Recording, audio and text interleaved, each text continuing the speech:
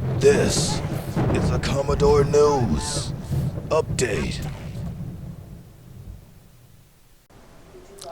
Welcome to this Commodore News Update for Monday, February 28. I am Kiesha Jones. A 2-year magical run came to an end Wednesday night when the boys basketball team fell to Princess Anne 51-47. Keyshawn Charleston led the Commodores with 15 points. Today, several Maury runners will participate in the Class 5 indoor track meet at Boo Williams Sportplex. The field events begin at 9 a.m. today and the meet continues on Saturday at 8 a.m. The girls team has a real opportunity to claim their first state title. Now here's what's happening at MHS.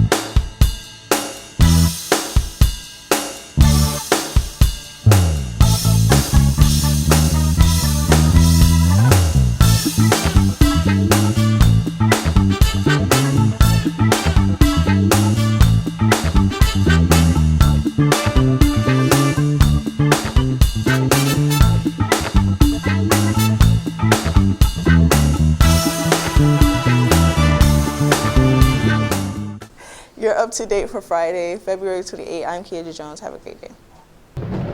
This has been a Commodore News Update.